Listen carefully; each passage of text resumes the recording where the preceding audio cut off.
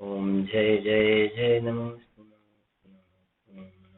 हन्ताणं नमो सिद्धाणं नमो वैर्याणं नमो वज्रायाणं नमो सब्बसाणं नमः समय साराय स्वानुभूत्या चकासते चित्स्वभावाय भावाय सर्वभावान्तरच्छिदे तीन भुवन में सार वीतराग विज्ञानताम् शिव स्वरूप शिवकार नमः त्रियोग संहारिके। अध्यात्म प्रेमी आत्मज्ञानी पंडित श्री दौलतराम जी द्वारा रचयी छडाड़ा ग्रंथ में पांचमी ढाळ 12 भावना निर्जरा भावना पाठ करीशुं।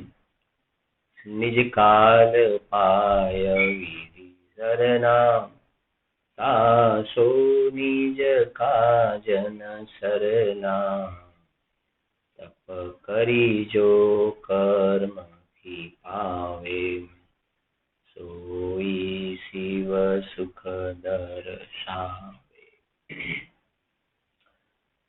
ग्रंथादिराज समय सारना आधारे निर्जराना स्वरूपने આપણે સમજી રહ્યા છીએ। छठा नंबरનો અધિકાર છે निर्जरा अधिकार। पेज नंबर 303 गाथा नंबर 193। द्रव्य निर्जराનું स्वरूप જે જળ દ્રવ્ય કર્મ છે એની निर्जराના સ્વરૂપને સમજાવી છે। સમયસાર ગ્રંથરાજ દ્રષ્ટિ પ્રધાન શૈલી વાળો ગ્રંથ છે। દ્રવ્યાનુયોગનો અધ્યાત્મની મુખ્યતા વાળો ગ્રંથ છે।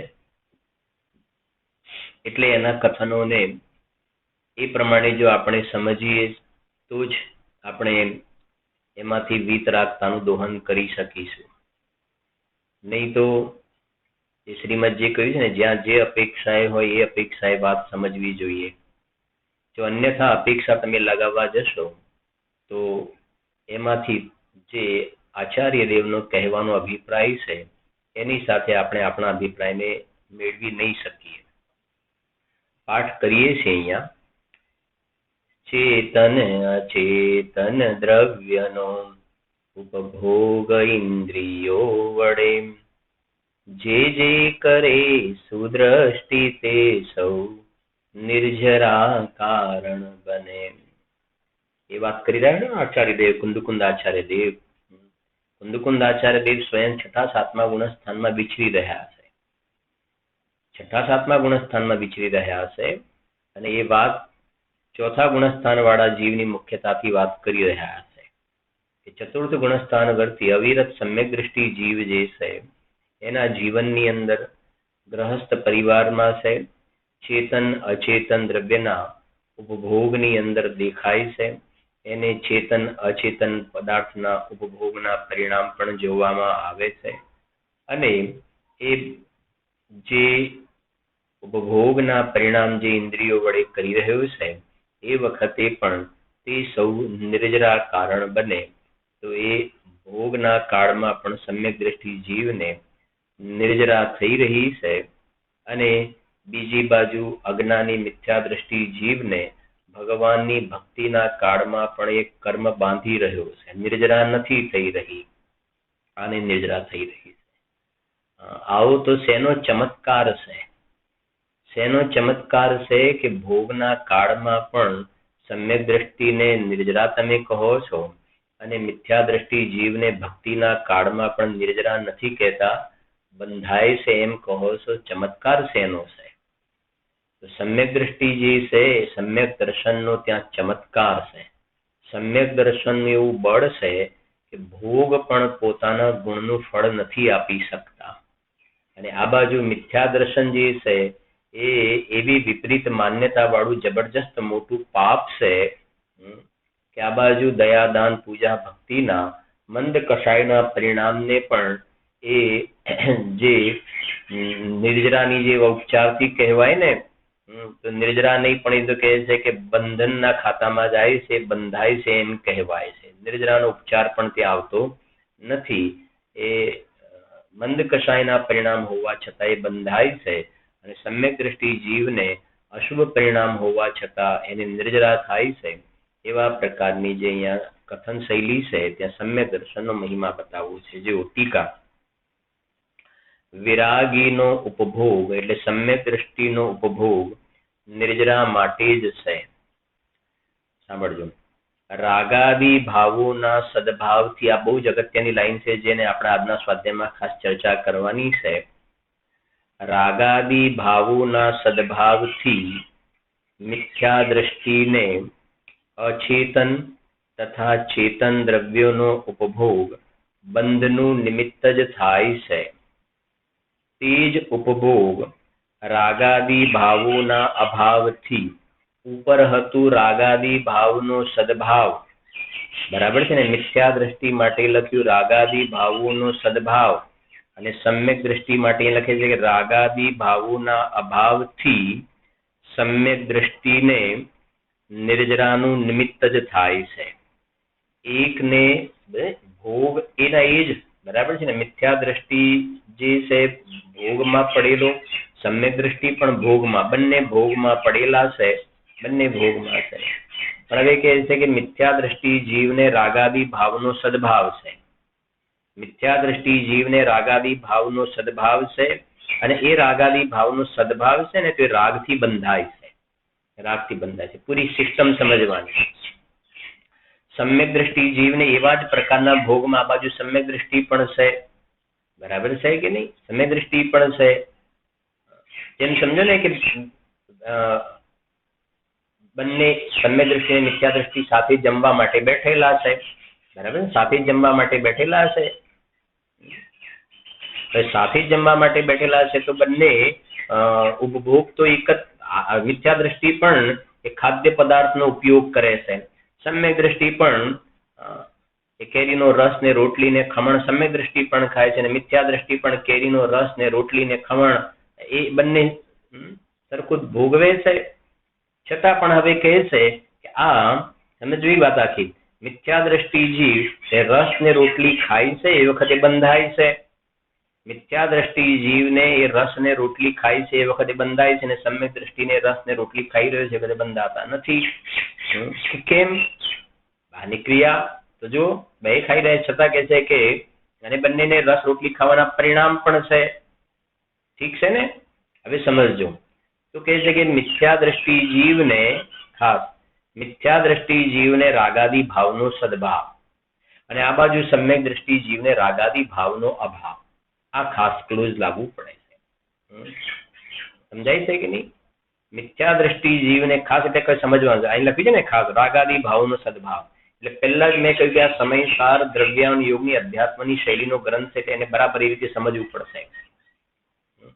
મિથ્યા દ્રષ્ટિ જીવને રાગાદી ભાવનો સદભાવ, સમ્યક દ્રષ્ટિ જીવને રાગાદી ભાવનો અભાવ. બસ, રાગાદી ભાવનો અભાવ થવાથી સમ્યક દ્રષ્ટિને નિર્જરાનું નિમિત્ત જ થાય છે. સમ્યક દ્રષ્ટિ જીવને રાગ નથી ને એટલે બંધાતો નથી, નિર્જરા થઈ જાય છે. મિથ્યા દ્રષ્ટિ જીવ છે એને રાગાદી ભાવનો સદભાવ છે ને એટલે બંધાય છે. હવે વાત સમજજો કે મિથ્યા દ્રષ્ટિ જીવને રાગાદીનો સદભાવ અને સમ્યક દ્રષ્ટિ જીવને રાગાદીનો અભાવ તમે આજે કહો છો. આ સમ્યક દ્રષ્ટિ જીવને આ રસ રોટલી ખાવાનો રાગ તો જોવામાં આવે છે. જેવી રીતે મિથ્યા દ્રષ્ટિને રસ રોટલી ખાવાનો રાગ છે, સમ્યક દ્રષ્ટિને પણ રસ રોટલી ખાવાનો રાગ છે. રાગ તો બેયને જોવામાં આવે છે. છતાં પણ તમે મિથ્યા દ્રષ્ટિને સદભાવ કહો છો અને સમ્યક દ્રષ્ટિને અભાવ કેમ કહો છો? તો સાંભળો કે અહીં આ અધ્યાત્મના ગ્રંથની અંદર પછી આપણે આધાર પણ જોઈએ છે. પહેલા આપણે સમજી લઈએ આપણી લેંગ્વેજમાં. અહીંયા અધ્યાત્મના ગ્રંથોમાં દ્રવ્યાન યોગની જે મુખ્યતાવાળી શૈલી જે છે ગ્રંથોની અંદર જે મિથ્યાત્વ અને અનંતાનુબંધી વાળા જે રાગ છે જેને અજ્ઞાનમય રાગ કહેવાય. મિથ્યાત્વ અને અનંતાનુબંધીથી બંધાવવા વાળો રાગ એને જ રાગ ગણવામાં આવે છે. મિથ્યાત્વ અનંતાનુબંધી છે તો રાગાદી ભાવનો સદભાવ, સિમ્પલ વાત. અને જે જીવને મિથ્યાત્વ અને અનંતાનુબંધી નીકળી ગયા ને એને રાગાદી ભાવનો અભાવ. બસ આટલી જ વાત છે. નિયમ આ છે. ફરીથી મિથ્યા દ્રષ્ટિ જીવ મિથ્યાત્વ અને અનંતાનુબંધી હોય ને તો એ રાગાદીનો સદભાવ. તો આ મિથ્યા દ્રષ્ટિ રસ રોટલી ખાય છે ને રસ રોટલી ખાવાનો રાગ છે ને તો એને મિથ્યાત્વ અને અનંતાનુબંધી છે. એને એમ છે કે આ રસમાંથી સુખ આવે છે, એમાંથી સુખ આવે છે. મિથ્યાત્વ ઊંધું પડેલું છે એને. અને એ રોટલીને રસ ખાવાનો રાગ છે ને, રાગમાં પણ એને મજા પડે છે. એટલે સમજો, એને રાગાદી ભાવનો સદભાવ, એને બીજા શબ્દમાં કહો, એને રાગનો રાગ છે એટલે એને રાગનો સદભાવ. આ બાજુ સમ્યક દ્રષ્ટિ રસ રોટલી ખાય છે, તો કે જેને રાગ છે ને પણ કહે છે કે રસમાંથી સુખ આવે એવી એની મિથ્યા બુદ્ધિ નથી. સુખ તો આત્મામાંથી આવે. આ તો પૂદગલ પદાર્થ છે, એમાંથી સુખ ના આવે. અને રસ ને રોટલી ખાવાનો જે રાગ થાય છે ને, રાગ, અશુભ રાગ, એ એમના જીવનમાં ગૌણ હોય છે. અને જે શુભ રાગ જે થાય છે ને, એ રાગનો રાગ એમને નથી હોતો. રાગનો રાગ નથી હોતો. મિથ્યાત્વ અને અનંતાનુબંધીનો તો છે જ નહીં. સમજાય છે કે નહીં? અને એને જ મુખ્યતાથી ગણવામાં આવે છે. એટલે સમ્યક દ્રષ્ટિ જીવને રાગનો અભાવ છે. અને રાગનો અભાવ છે ને એટલે એને નિર્જરા થઈ જાય છે. જે પેલા કર્મ ઉદયમાં આવ્યા અને ખરી ગયા, કર્મ ઉદયમાં આવ્યા એને ખરી ગયા, એટલે સમ્યક દ્રષ્ટિ જીવ છે ને એને નિર્જરા. સમ્યક દ્રષ્ટિ જીવ નિર્જરા. અને મિથ્યા દ્રષ્ટિ જીવ રસ રોટલી ખાય છે એ વખતે બંધાય છે. કેમ કે મિથ્યાત્વ અને અનંતાનુબંધી જે કસાયના પરિણામ છે એનાથી જે કર્મ બંધાય છે ને, ખૂબ મોટા લોટમાં બંધાય છે. સમ્યક દ્રષ્ટિને જે બંધાય છે ગણતરીમાં લેવામાં આવતું નથી, અને મિથ્યાત્વ અને અનંતાનુબંધી વાળા છે એ જ ગણતરીમાં લેવાય છે. અને આ વાતને આપણે જરાક સમજીશું સૌથી પહેલા, પછી આને આપણે સમજીશું ને તો વધારે તમારે એ ખૂબ ક્લિયર થઈ જશે. બહુ તમે 316 નંબરના પેજ ઉપર આવી જાઓ. 201 અને 202 નંબરની ગાથા, 201 અને 202 નંબરની ગાથા, એનો જે ભાવાર્થ પંડિત શ્રી જયચંદજી સાહેબે ભાવાર્થ લખ્યો છે, કદાચ એક વખત માટે તમે આખો ભાવાર્થ ગોખી નાખશો ને, અને એમાં પણ ભાવાર્થનો પહેલો પેરેગ્રાફ તમે ગોખી નાખશો તો પણ વાંધો નહીં આવે. ન ગોખો તો તમે નોટની અંદર બધા પોઈન્ટ વાઇઝ લખી દેજો. તો તમારે અધ્યાત્મના ગ્રંથ વાંચવામાં કોઈ જગ્યાએ તકલીફ નહીં પડે. એવી જાતિનું સુંદર સ્પષ્ટીકરણ પંડિતજી અહીંયા આપેલું છે, એટલે ખાસ આપણે એને ટચ કરી રહ્યા છીએ. બરાબર, સાંભળજો. ભાવાર્થ જે આપણે કહી રહ્યા છે ને કે મિથ્યા દ્રષ્ટિ જીવને રાગાદીનો સદભાવ અને સમ્યક દ્રષ્ટિ જીવને રાગાદીનો અભાવ, જે આપણે વાંચ્યું. મિથ્યા દ્રષ્ટિ જીવને રાગાદીના સદભાવથી મિથ્યા દ્રષ્ટિને અને રાગાદીનો અભાવ. હવે સાંભળજો ભાવાર્થ. અહીં રાગ શબ્દથી, સાંભળજો હવે, અહીં રાગ શબ્દથી, અહીં એટલે આ સમજે ને, આ પેલું ગુણસ્થાન ને ચોથા ગુણસ્થાનની વાત કરી રહ્યા છે ને આપણે. અહીં રાગ શબ્દથી અજ્ઞાનમય રાગ દ્વેષ મોહ કહેવામાં આવ્યા છે. રાગ શબ્દથી અજ્ઞાનમય રાગ દ્વેષ મોહ. તો જો રાગમાં રાગ દ્વેષ મોહ બધું આવી ગયું, રાગ દ્વેષ મોહ, અને આગળ બીજો એક શબ્દ આવે અજ્ઞાનમય રાગ દ્વેષ મોહ. એટલે રાગને આપણે એનલાર્જ કરીએ ને, રાગને કે મિથ્યા દ્રષ્ટિને રાગ છે, મિથ્યા દ્રષ્ટિને રાગ છે એટલે રાગ દ્વેષ મોહ, અને આગળ અજ્ઞાનમય રાગ દ્વેષ મોહ છે. બહુ સમજવું જરાક. અહીં રાગ શબ્દથી અજ્ઞાનમય રાગ દ્વેષ મોહ કહેવામાં આવ્યા છે. ગુરુદેવ શ્રી આ વર્ષોના વર્ષો ઘૂંટાવ્યું છે. રાગ કહ્યો ને, રાગ કહ્યો એટલે અજ્ઞાનમય રાગ દ્વેષ મોહ. બરાબર, અજ્ઞાનમય રાગ કેમ? ત્યાં હવે સાંભળજો, અજ્ઞાનમય શબ્દ કેમ આવે જુઓ. ત્યાં અજ્ઞાનમય કહેવાથી મિથ્યાત્વ અનંતાનુબંધીથી થયેલા રાગાદિક સમજવા. અજ્ઞાનમય રાગ દ્વેષ મોહ, તો અજ્ઞાનમય જે કહ્યું ને, એ અજ્ઞાનમય કહેવાથી મિથ્યાત્વ અનંતાનુબંધીથી થયેલા રાગાદિક એટલે રાગ દ્વેષ મોહ મિથ્યાત્વ અને અનંતાનુબંધીથી થયેલા સમજવા. એટલે અજ્ઞાનમય રાગ દ્વેષ મોહ, અને અજ્ઞાનમય એટલે મિથ્યાત્વ અનંતાનુબંધીથી થયેલા રાગ દ્વેષ મોહ. એટલે આપણે કહ્યું, એટલે મિથ્યા દ્રષ્ટિ રસ રોટલી ખાય છે ને, તો એને જે મોહ રાગ દ્વેષ છે ને, અજ્ઞાનમય મોહ રાગ દ્વેષ છે. અજ્ઞાનમય મોહ રાગ. કેમ? કેમ કે મિથ્યાત્વ અનંતાનુબંધીથી થયેલા છે. અને આ બાજુ સમ્યક દ્રષ્ટિ રસ રોટલી ખાય છે ને, બંનેને ભોગનો કાળ જ લઈએ છીએ આપણે ત્યારે. તો એને રસ રોટલી ખાવાના જે પરિણામ છે ને, તો કહે છે કે એને અજ્ઞાનમય મોહ રાગ દ્વેષ નથી. એટલે કે મિથ્યાત્વ ને અનંતાનુબંધીથી થયેલા રાગાદિક નથી. મિથ્યાત્વ ને અનંતાનુબંધી થયેલા રાગાદિક નથી. તો કેવી રીતે છે સમજો. હવે એને જ્ઞાન સહિતનો રાગ છે. હવે સાંભળજો, મિથ્યાત્વ સમજો, કહેવાથી મિથ્યાત્વ અનંતાનુબંધ થયેલા રાગાદિક સમજવા. મિથ્યાત્વ વિના ચારિત્ર મોહના ઉદયનો રાગ ન લેવો. થઈ ગઈ ને વાત? જે કહેવાય ને સમ્યક દ્રષ્ટિને રાગ નથી, તો સમ્યક દ્રષ્ટિને રાગ નથી એટલે અજ્ઞાનમય મોહ રાગ દ્વેષ નથી, એટલે કે મિથ્યાત્વ અને અનંતાનુબંધી વાળા રાગ દ્વેષ મોહ નથી. ચારિત્ર મોહના ઉદયમાં જે જોડાઈને રાગ થાય ને એ નહીં લેવાનો. અહીંયા એ નહીં લેવાનો.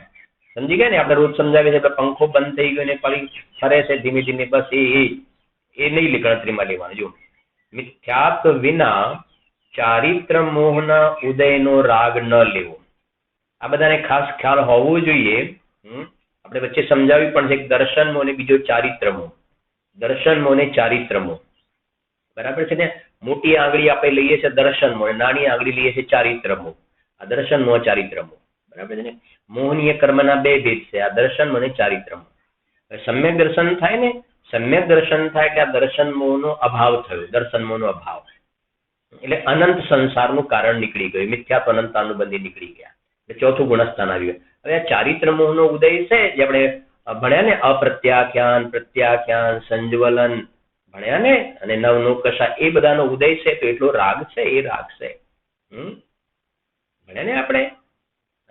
મિથ્યાત્વ અને અનંતાનુબંધી નીકળી ગઈ, પેલો અનંતાનુબંધીનો પેલી ટ્રાન્સફર કરી નાખી, વિસંયોજના કરી નાખી, અથવા તો અપ્રશસ્તુપશમ એ બધું આવે છે કર્ણાનુગની શૈલીથી. તો એ કહે છે કે હવે એને ચારિત્ર મોહનો ઉદય છે ને જે રાગ જે છે ને, અને કાલે જે સમુદ્રમાં બિંદુની શું ગણતરી, તો હવે બસ એ કહે છે ગણતરીમાં નથી લેવાતું. બસ આ છે. જો મિથ્યાત્વ વિના ચારિત્ર મોહના ઉદયનો રાગ ન લેવો. ઘણા બધા દ્રષ્ટાંતો છે આની અંદર, આપણે વધારે નથી જતા અત્યારે. જો મિથ્યાત્વ વિના ચારિત્ર મોહના ઉદયનો રાગ ન લેવો. કેમ? કારણ કે અવિરત સમ્યક દ્રષ્ટિ વગેરેને ચારિત્ર મોહના ઉદય સંબંધી રાગ છે. હવે અવિરત સમ્યક દ્રષ્ટિથી ઉપાડ્યું. અવિરત સમ્યક દ્રષ્ટિ વગેરેને ચારિત્ર મોહના ઉદય સંબંધી રાગ છે. પેલો મિથ્યાત્વ અને અનંતાનુબંધીનો રાગ નથી, ચારિત્ર મોહના ઉદય સંબંધી રાગ છે. 6 મહિના મળદાને લઈને ફરે, નીલાંજનાનું નૃત્ય જોઈ રહ્યા છે ઋષભદેવ ગ્રહસ્થ દશામાં. ભરતજી બાહુબલીની સાથે યુદ્ધ વગેરેના પરિણામ જોવામાં આવે છે ગ્રહસ્થ દશામાં. એ બધી સિચ્યુએશન સમ્યક દ્રષ્ટિ ધંધો વ્યાપાર પણ કરતા જોવામાં આવે છે. એ બધો ચારિત્ર મોહના ઉદયનો રાગ છે. જો અવિરત સમ્યક દ્રષ્ટિ વગેરેને ચારિત્ર મોહના ઉદય સંબંધી રાગ છે તે જ્ઞાન સહિત છે. એટલે કે લખી દેજો, આ પેરેગ્રાફ આખો લખી દેજો. સારા અક્ષરે સ્કેચ પેન થી જેવી રીતે લખવો હોય તમારે સુંદર મઢાવી દેજો. જો ચારિત્ર મોહના ઉદય સંબંધી રાગ છે તે જ્ઞાન સહિત છે. જ્ઞાન સહિત સમ્યક દ્રષ્ટિ છે ને, જ્ઞાન સહિત છે, સમ્યક જ્ઞાન પ્રગટ્યું છે. અને જયારે પેલાને શું કહ્યું આપણે ત્યાં આગળ, અજ્ઞાનમય મોહ રાગ દ્વેષ, અને આ સમ્યક જ્ઞાન સહિતનો રાગ છે. ચારિત્ર મોહના ઉદયથી રાગ છે, પણ સમ્યક જ્ઞાન છે ને, સમ્યક દ્રષ્ટિનું જ્ઞાન સમ્યક જ્ઞાન છે, એટલે કહે છે તે જ્ઞાન સહિત છે. જ્ઞાન સહિત છે તે રાગને. હવે આ ચારિત્ર મોહના ઉદય વાળો જે રાગ છે ને, એ રાગને સમ્યક દ્રષ્ટિ કર્મોદયથી થયેલો રોગ જાણે છે. સમ્યક દ્રષ્ટિ કર્મોદયથી થયેલો શું જાણે છે? રોગ જાણે છે. કર્મોદયથી થયેલો રોગ એટલે સમજાય છે ને, રોગ મારામાં, તમે પેલા એક્ઝામ્પલ સમજી લો. કર્મોદયથી રોગ, જેમ વર્તમાનમાં અત્યારે જે રોગ જે અત્યારે બહારમાં એનું જોવામાં આવે છે ને, એનો પ્રકોપ જોવામાં આવે છે. તો શું કહીશું સમજો, મને કેમ થયું કે મેં પેલાને હાથ મિલાવ્યા ને એટલે મને થઈ ગયું એકદમ. અથવા તો એની જોડે વાતો કરતો હતો ને મેં માસ્ક નહોતો પહેર્યો ને તો એમને હતો ને મને થઈ ગયો. સમજો, દ્રષ્ટાંત સમજો.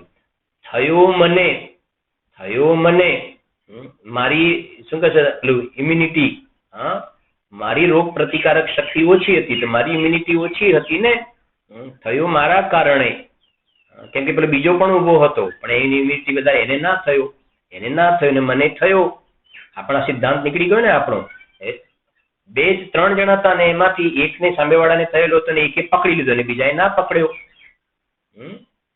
નથી ને આંખ આવે છે તો સામે જોઈએ તો એકને આવી અને બીજાને ન આવી, તો કે છે કે અમે એની સામે જોઈને મને આંખ આવી ગઈ.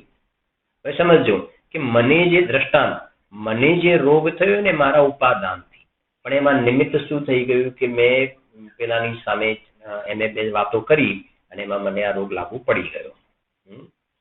બરાબર છે કે નહીં? એવી રીતે સમજો, એવી રીતે સમ્યક દ્રષ્ટિ જીવને આ ચારિત્રમોના ઉદયથી જે રાગ પોતાની પર્યાયમાં થાય છે પોતાના અશુદ્ધ ઉપાદાનથી, પણ એ રાગ આત્માના આશ્રય નથી થયું.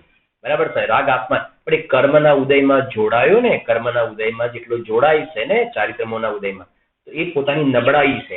જેમ પેલી નબળાઈ હતી ને અને મને રોગ થઈ ગયો, નબળો હતો એને રોગ થઈ ગયો, એવી રીતે પોતાની એવી નબળાઈ છે પુરુષાર્થની અને ઉદયમાં જોડાયા ને અહીંયા રાગ રોગ થયો, રાગ રૂપી રોગ થયો, રાગનો પ્રકોપ થયો. અહીંયા તો આ દુઃખનું કારણ છે અસલી તો. રાગનો જે પ્રકોપ અંદરમાં થયો ને, એ સમ્યક દ્રષ્ટિ જે રાગના પ્રકોપને રોગ જાણે છે, રાગના પ્રકોપને રોગ જાણે અને એનું કારણ આ કર્મોદયને જાણે છે, એ તરફ જોડાણ છે ને. એનું નિમિત્તનું જ્ઞાન કરાવે એ તરફથી કથન કર્યું, એના ખાતામાં મૂકી દીધું. જો તે રાગને સમ્યક દ્રષ્ટિ કર્મોદયથી થયેલો રોગ જાણે છે. સમજી ગયા ને? આ બાજુ રસ રોટલી ને આ રસ રોટલી, આ સમ્યક દ્રષ્ટિને રસ રોટલી ખાવાનો રાગ થાય છે ને, રાગ એ રોગ જાણે છે. જયારે મિથ્યા દ્રષ્ટિ રાગને ભલો જાણે છે. આ અંતર છે. વચ્ચે કહ્યું હતું ને, આ બંનેને અંદરના જે અંતર છે, ઇન્ટરનલ અંદરમાં જે ચેન્જીસ છે બંનેમાં, એ ચેન્જીસ ને જેને અંદરમાં એ રીતે પરિણમન થયું એ જાણે છે કે અંદરમાં શું ચેન્જ થયું છે. મિથ્યા દ્રષ્ટિને, એ સમ્યક દ્રષ્ટિને અંદરમાં જે ચેન્જ જે છે એ દેખાતું નથી ને, એટલે ખબર નથી પડતી, વાત ખ્યાલ નથી આવતો. એ મિથ્યા દ્રષ્ટિ તો બહારથી બધા માપ કાઢે છે ને, બહારથી માપ કાઢે છે. જો સાંભળો, એટલે કહેજો, તે રાગને સમ્યક દ્રષ્ટિ કર્મોદયથી થયેલો રોગ જાણે છે અને તેને, સાંભળજો, અને તેને મટાડવા જ ઈચ્છે છે. કહ્યું ને, બહુ સુંદર લાઈન છે, મઢાવવા જેવો પેરેગ્રાફ છે આખો. અને તેને મટાડવા જ ઈચ્છે છે. મિથ્યા દ્રષ્ટિ રાગને વધારવા ઈચ્છે છે, એને રાગનો રાગ છે. તિન્હી કો સેવત ગિનત છે, એને મજા પડે છે એટલે તો રાગના ફેલાવા કરે છે બહારમાં. જયારે સમ્યક દ્રષ્ટિ છટપટાય છે, એ રોગ જાણે છે ને, એ રોગ જાણે છે તો ભરતજી ઘર में ही बैरागी,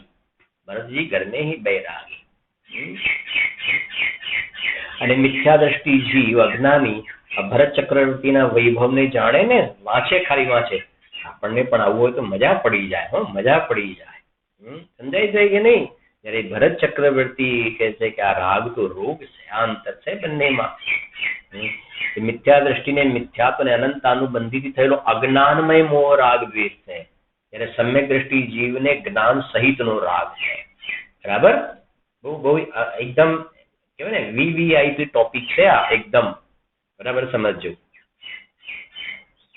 કી છે આખા, સમજે એક પ્રકારથી આ બધા અધ્યાત્મના ગ્રંથોની કી છે. આ 10 લાઈન છે, માસ્ટર કી છે સમજવા માટે. જો તે રાગને સમ્યક દ્રષ્ટિ, પછી તમે બધે વાંચશો ને બધી જગ્યાએ તાળા ખુલી જશે, તમારે બધે ખબર પડશે. કોઈ જગ્યાએ તમે ક્યાંય રૂકાવટ નહીં આવે, ખબર નથી પડતી એવું નહીં થાય.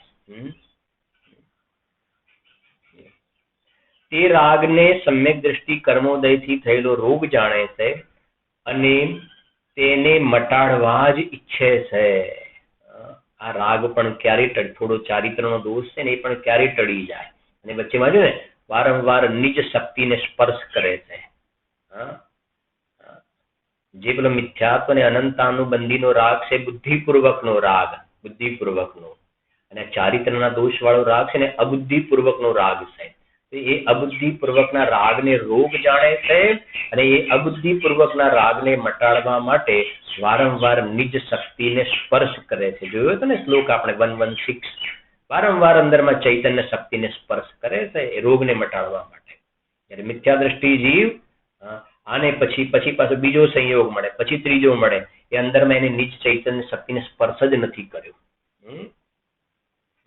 એ તો હજી બધી સામગ્રીઓ વધારે ભેગી કરવામાં પડેલો છે. સામગ્રી ભેગી થાય કે નહીં ખબર નથી, પણ એ ક્યાંય એવી જગ્યામાં ખોવાઈ જશે, કોઈ પત્તો જ નહીં ખાય.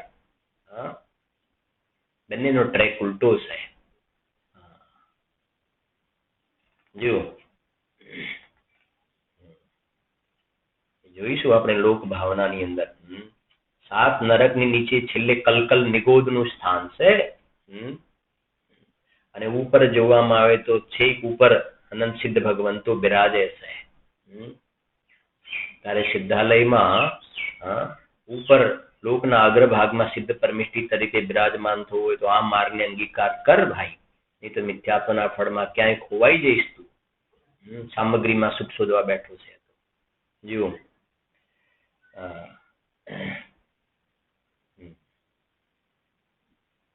તમને એમ તો વારંવાર લોક ભાવના કેમ યાદ કરો છો? કેમ કે આના પછી લોકમાં તો થોડુંક બધા અલગ બધા ટોપિક બધા જગ્યાએ સ્વાધ્યાય કરીએ, વાંચીએ, જોઈએ ને. તો હવે આવા વાળું છે તો એ પેલા આપણે વાંચીએ ને. જેમ નિયમ સારમાં લખી છે એક વાત, પુષ્ટ રુચિ એવો શબ્દ લખ્યો છે.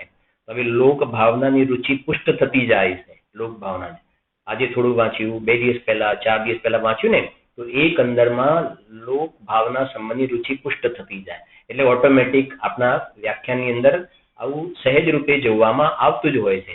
જેને જે વિષય અંદર ગૂંથાતા હોય ને, એમ નથી કહેતા કે પેલું બહાર પરદેશ ફોરેન જઈને આવ્યું હોય ને, તો કંઈ પણ પૂછો ત્યાં તો ખરેખર ત્યાંની વાત તો કરાય જ નહીં. ત્યાંની વાત ત્યાં તો બરાબર છે કે નહીં? એની ત્યાંની પુષ્ટ રુચિ છે.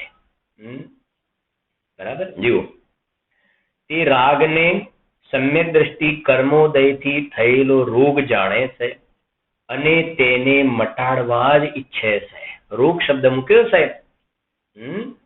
બહુ મહત્વની વાતો છે કે રોગ જાણે છે, મટાડવા ઈચ્છે છે. વચ્ચે આપણે એક બધી સ્વાધ્યાયમાં વાત કરી હતી. કોઈને પણ રોગ થયો હોય, શરીરમાં તાવ આવ્યો છે, સિમ્પલ સમજો તાવ આવ્યો છે ને, 102-3 ડિગ્રી ટેમ્પરેચર છે, તો કોઈ એને ભલું જાણે છે? ભલું નથી જાણતા. સમજો, જ્ઞાન સહિત આપણે છે ને, જ્ઞાન સહિતનો રાગ દ્રષ્ટાંત સમજો. તાવ આવ્યો તો આપણે ભલું થોડો જાણીએ. તાવ તો તરત જ દવા બવા લઈ લેવી પડે. તાવ ના આવે એ પહેલા દવા લઈ લેવી પડે. અત્યારે આપણા રોગ ઘૂસી ના જાય એના માટે પણ પ્રિકોશન રાખવા. થોડુંક આ લેવાનું, થોડુંક આ લેવું, ઇમ્યુનિટી ઓછી ના થઈ જાય. સમજજો. એને પછી કોઈ કહે કે નહીં અમારે તો ઓછી જ કરી નાખે છે ઇમ્યુનિટી, અને અમારે તો ગમે તે રીતે અમારા શરીરમાં રોગ ઘુસાડી દો, તો લોકો શું કહેશે? લોકો પાગલ છે, ગાડું છે. બસ અહીંયા એવી જ રીતે છે ને, મિથ્યા દ્રષ્ટિ મૂડ પાગલ છે, ગાંડું છે. તમે સમજશો તો આખી સિસ્ટમ ખ્યાલ આવશે અહીં ગાડી. સમ્યક દ્રષ્ટિને જ્ઞાન સહિતનો રાગ, બરાબર છે, જ્ઞાન સહિતનો રાગ એટલે સમજજો. જે પેલા એક્ઝામ્પલમાં કહ્યું ને, એક્ઝામ્પલની અંદર ભાઈ રોગ શરીરમાં થાય ને, દ્રષ્ટાંત પેલા અત્યારે સમજજો. શરીરમાં રોગ થાય તો કોઈ ભલું નથી જાણતું, તો એ સમજદાર કહેવાય. રોગ થાય તો ભલો ન જાણે, સમજદાર કહેવાય. દ્રષ્ટાંત. અને રોગ થાય તો કે અરે મારું તો મને તો બહુ જ ગમે, તાવ આવે ને આ બધા રોગ મને બહુ જ ગમે, તો લોકો શું કહેશે? એને પાગલ કહેશે. સમજદાર નહીં કે એને રોગ ગમે છે ને, તો લોકો પાગલ કહેશે, મૂર્ખ કહેશે, બુદ્ધુ કહેશે. બસ હવે સમજીએ ને જરાક આના ઉપરથી. મિથ્યા દ્રષ્ટિ અજ્ઞાની જે છે ને, એ મૂર્ખ પાગલ છે.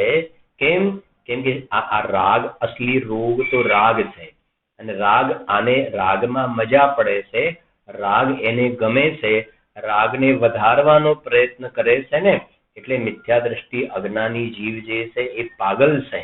અને સમ્યક દ્રષ્ટિ જીવ છે એ સમ્યક દ્રષ્ટિને શાસ્ત્રમાં સાધુ એટલે સજ્જન પણ કહેવાય છે. સમ્યક દ્રષ્ટિ એટલે જેમની દ્રષ્ટિ સાચી થઈ છે. એ સમ્યક દ્રષ્ટિ જીવ આ પર્યાયમાં રોગ થાય પરના લક્ષે એ રોગને બુરો જાણે છે. કેટલું સમજીશું આપણે આને? જેમાં શરીરમાં રોગ થાય ને, સમજો, શરીરમાં રોગ, દ્રષ્ટાંત, શરીરમાં રોગ થાય તો આને બુરું કેમ લાગે છે કે ભાઈ શરીરને નુકસાન કરે છે. દ્રષ્ટાંત સમજો, નુકસાન કરે છે એટલે બુરું જાણે છે. તો આ રાગ આત્મામાં થાય છે અને હું આત્મા છું, હું આત્મા છું, હું શરીર નથી, હું શરીર નથી, પણ અજ્ઞાન દશામાં આને હું શરીર વાળો માનું છું, શરીર. અને આ શરીરમાં રોગ થાય, આ શરીરમાં રોગ થાય એટલે એકદમ નાસી પાસ થઈ જાય છે, પરિણામ બગડી જાય છે એના. કેમ કે એને પોતાને શરીર વાળો માને, તનુ ઉપજત આપની ઉપજ્જાને એવું માનવી છે. હવે ખરેખર પોતે આત્મા છે. હવે સમજો આત્મામાં રાગ થયો, આત્મામાં રાગ થયો તો જેમાં શરીરમાં રાગ થાય તો તને બુરો લાગે છે ને, તો ખરેખર હું આત્મા છું અને મારી પર્યાયમાં જે રાગ થાય તો આત્માને તકલીફ દેવા વાળો રાગ છે.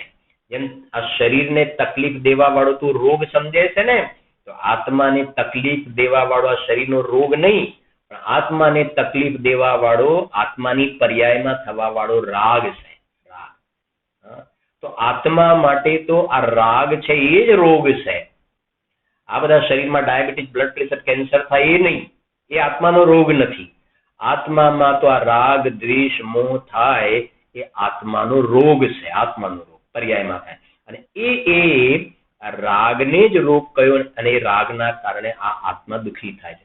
શરીરમાં રોગ થાય એના કારણે બિલકુલ નહીં. મુનિરાજના શરીરમાં કેવા ઉપસર્ગ આવે છે, છતાંય તો કેવલ જ્ઞાન લઈને ઉભા થઈ જાય છે. કોનો અભાવ કરીને? અંદર પર્યાયમાં મોહ, રાગ, દ્વેષ થોડો બચ્યો છે ને. મોહ, રાગ દ્વેષ છે ચારિત્રના દોષ વાળું, બસ ચારિત્રનો દોષ છે થોડો. દર્શનનો તો પ્રશ્ન નથી ત્યાં આગાડી. તો એનો અભાવ કરીને કેવલ જ્ઞાન લઈને મોક્ષમાં ચાલ્યા જાય છે. તો પહેલા એ આપણે નક્કી કરવું જોઈએ ને કે આ જીવ દુઃખી શેના કારણે છે ને, ઉપચાર શેનાથી કરે છે. આ છડાના પ્રવચનો પર ગુરુદેવજીના પ્રવચનોમાં ગુરુદેવ એક સરસ દ્રષ્ટાંત આપ્યું છે, બહુ સુંદર એક્ઝામ્પલ આપ્યું છે.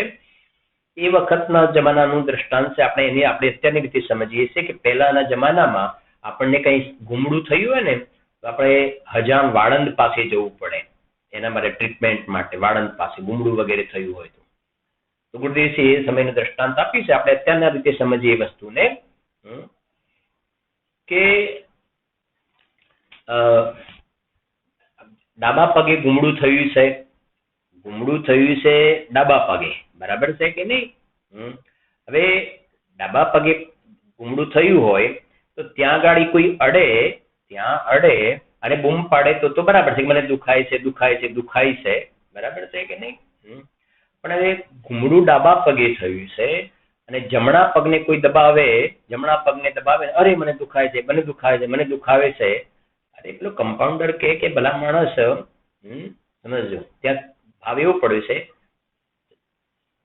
ડાબા પગે ડ્રેસિંગ કરીને બધું મટી ગયું, કમ્પ્લીટ કરીને બધું મટી ગયું ને,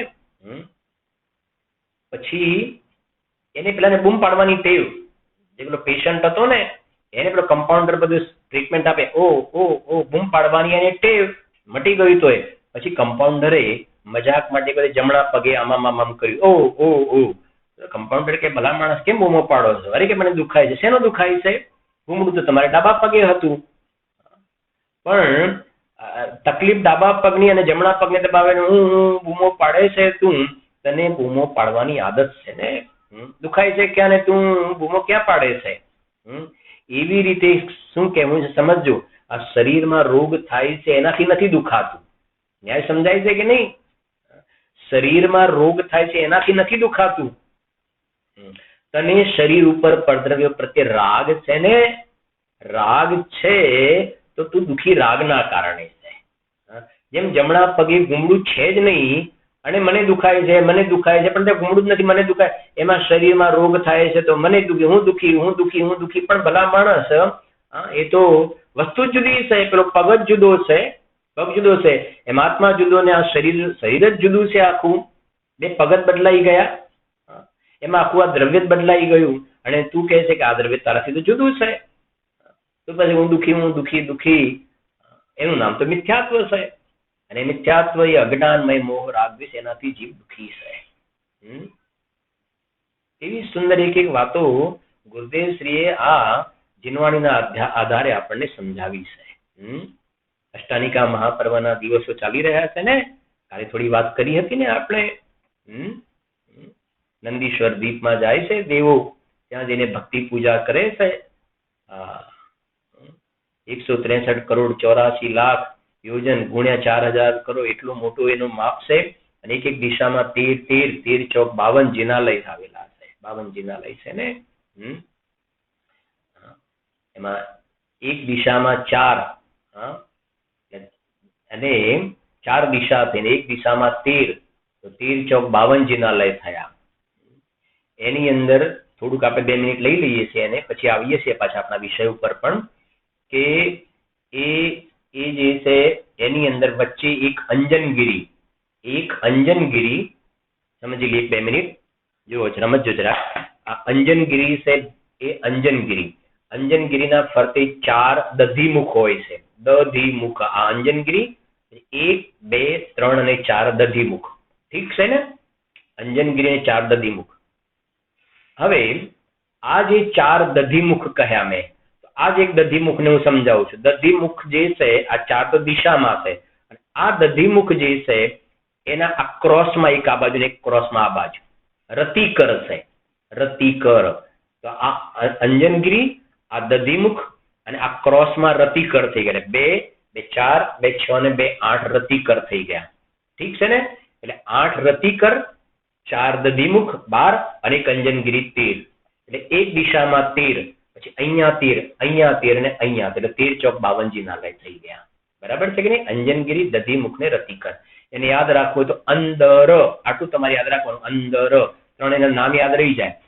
અંજનગીરી પછી દધીમુખ 4 એટલે દ અને રતિકર. અંદર અંજનગીરી 1, દધીમુખ 4 અને રતિકર 13, એટલે 13 ચોક 52. આવી રીતે છે. પછી એક સ્ટેપ આપણે આગળ કાલે જોઈશું. બરાબર? હવે આ વાત ચાલી જ રહી છે, એની સાથે ગોઠવી લો. ત્યાં નંદીશ્વરની અંદર પૂજા ભક્તિ કરવા માટે સમ્યક દ્રષ્ટિ પણ જાય. અત્યારે ગયા સમ્યક દ્રષ્ટિ પણ હશે ને મિથ્યા દ્રષ્ટિ પણ હશે. મિથ્યા દ્રષ્ટિને જે ભક્તિ પૂજાનો રાગ ને સમ્યક દ્રષ્ટિની ભક્તિ પૂજાનો રાગ, બસ લગાવું બધી જગ્યાએ. આ માસ્ટરથી બધી જગ્યાએ તાળા ખુલી જશે. એ ભક્તિ પૂજા કરે છે તો મિથ્યા દ્રષ્ટિને અજ્ઞાનમય મોહ રાગ દ્વેષ છે, અજ્ઞાનમય, અને સમ્યક દ્રષ્ટિને જ્ઞાન સહિતનો રાગ છે. જ્ઞાન સહિતનો રાગ એ ચારિત્ર મોહનો ઉદય છે. ચારિત્ર મોહનો ઉદય છે, પોતે નબળાઈ છે એટલે રાગ છે, એટલે ભક્તિનો પણ રાગ જોવામાં આવે છે. તો જાય પણ છે ત્યાં આગળ. જાય છે પણ એ રાગને રોગ જાણે છે. ભક્તિના રાગને પણ રોગ જાણે છે. સરવાળે તો રાગ જ છે ને, રાગ જ છે. શુભ રાગ હોય કે અશુભ રાગ હોય. હું તમને કહું વાત કે જે મેડિસિન હોય ને, દવા 2 પ્રકારની આવતી હોય. એક દવા જે છે એ કડવી દવા આવે, અને એક દવા મીઠી દવા આવે, ટેસ્ટી આવે દવા છે. દવા બંને.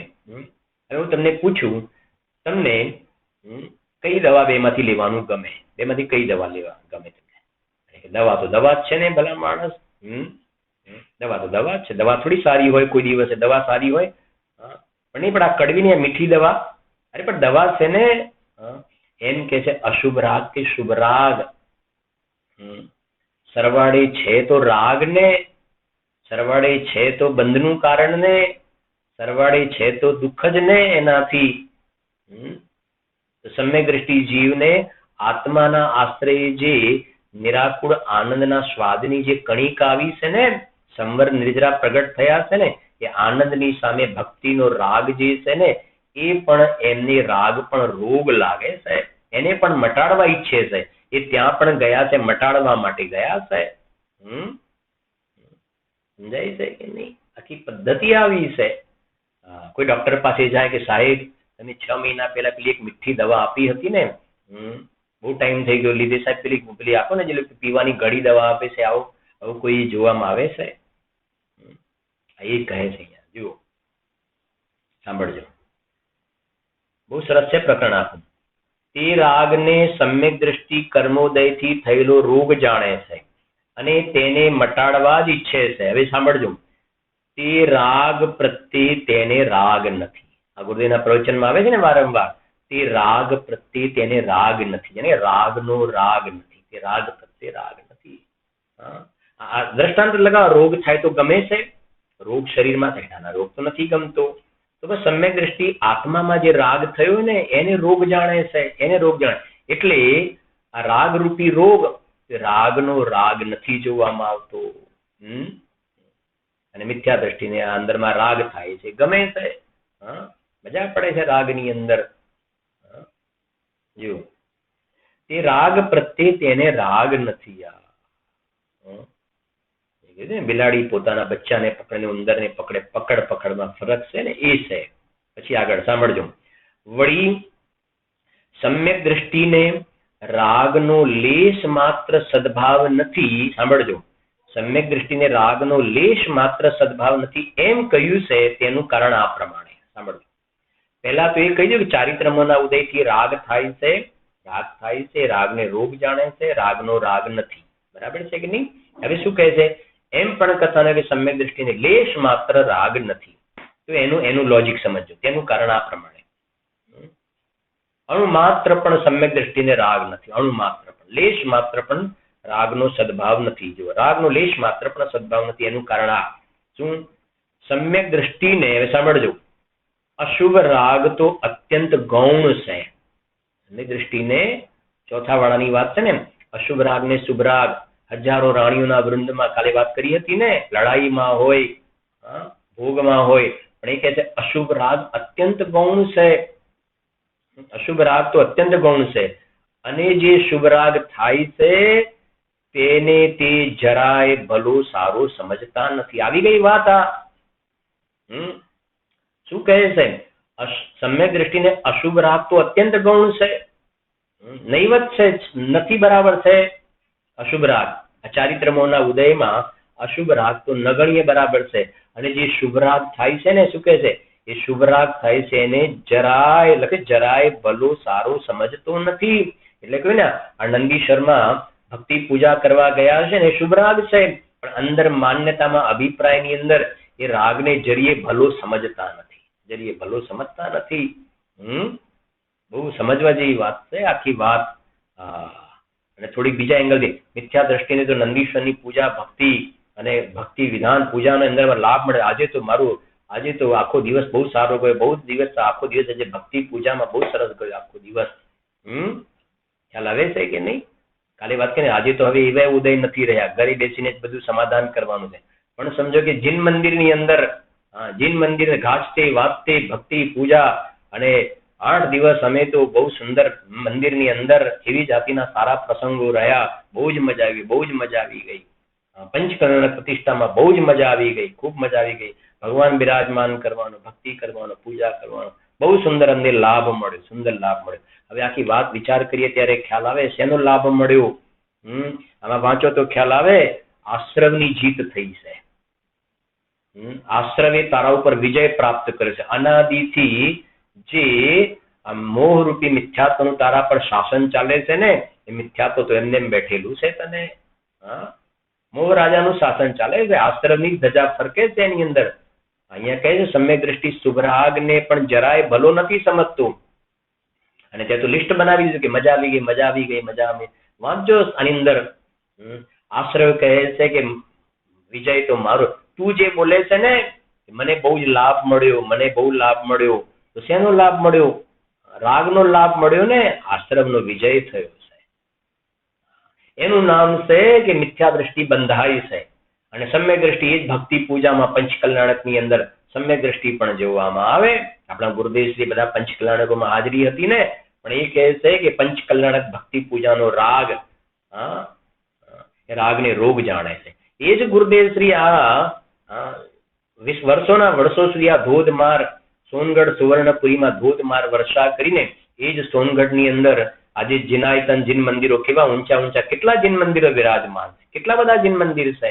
સિમંદર ભગવાનનું જિનાલય, માનસ્તંભ પાછળ જોવામાં આવે, સમવ શરણજી છે, આ બાજુ પરમાગમ મંદિર, સ્વાધ્યાય ભવન પાછળ પંચમેરુ નંદીશ્વર જિનાલય, કેટલા બધા જિનાલય બનેલા છે, કેટલા બધા જિનાલય. વિચાર તો કરો. અને એ જ જ્ઞાની ધર્માત્મા પુરુષ ધોધમાર વર્ષા કરી કે જે ભાવે તીર્થંકર પ્રકૃતિનો બંધ થાય શુભ ભાવ પણ અપરાધ, બોલો, રાગ ને રોગ સમાન જાણે ને ભૂમિકા અનુસાર આવા પરિણામ જોવામાં આવે ને બહારમાં સ્થિતિ આવી જોવામાં આવે, અને બેનું ગોઠવવું કેવી રીતે? હમ, હમ. એક બાજુ તમે કહો છો કે રાગ ને રોગ જાણે ને આ બધું જોવામાં આવે છે, શું છે? હા, અશુભ થી બચવા માટે જ્ઞાનીને આવે છે, પણ જ્ઞાની રાગને રોગ જાણે છે. અને જયારે સમ્યક દ્રષ્ટિ જે છે, મિથ્યા દ્રષ્ટિ છે ને, એમ મને છે કે મને ભગવાન બિરાજમાન કરવાનો લાભ, મેં મંદિર બનાવ્યું, મેં આ પ્રમાણે મેં સ્વાધ્યાય ભવન બનાવ્યું, મેં આનું ઉદઘાટન કર્યું, મેં સ્વાધ્યાય ભવન ઉદઘાટન કર્યું, મેં મંદિરનું ઉદઘાટન કર્યું, મેં આમ કર્યું, અને એમ મને છે આપણે મનુષ્ય પર્યાય સાર્થક થઈ ગઈ. બંનેમાં મોટો ફરક છે. અજ્ઞાની બંધાય છે અને જ્ઞાની મુકાય છે, આ ફરક છે. જુઓ, આટલું વાંચી લઈએ છીએ. સમ્યક દ્રષ્ટિને અશુભ રાગ તો અત્યંત ગૌણ છે, અને જે શુભ રાગ થાય છે તેને જરાય ભલો સારો સમજતા નથી. તેના પ્રત્યે લેશ માત્ર રાગ કરતો નથી. લેશ માત્ર રાગનો રાગ બિલકુલ નથી. જુઓ છેલ્લું, વળી નિશ્ચયથી તો તેને રાગનું સ્વામિત્વ જ નથી. નિશ્ચયથી તો રાગનું સ્વામિત્વ, આ તો પર્યાયમાં જે રાગ છે ને, અશુભ બિલકુલ નથી, અશુભ બિલકુલ નથી, અને શુભ જે છે ને એ જે થાય છે એને ભલું નથી સમજતા. અને નિશ્ચયથી એટલે મારા દ્રવ્ય સ્વભાવમાં જોવામાં આવે તો આ શુભ કે અશુભ રાગ છે જ નહીં. તો ગૌણ કરવાનો વગેરે કોઈ પ્રશ્ન જ નથી. મારા ત્રિકાલી ધ્રુવ ભગવાન આત્મામાં તો નિશ્ચયથી જોવામાં આવે તો મને રાગનું સ્વામિત્વ છે જ નહીં. મારા દ્રવ્ય સ્વભાવમાં સ્વ સ્વામિત્વ સંબંધમય શક્તિ છેલ્લે કઈ એ પ્રમાણે એ કહે છે, માટે તેને લેશ માત્ર રાગ છે નહીં. વિશેષ ચર્ચા આપણે આવતીકાલના સ્વાધ્યાયમાં કરી.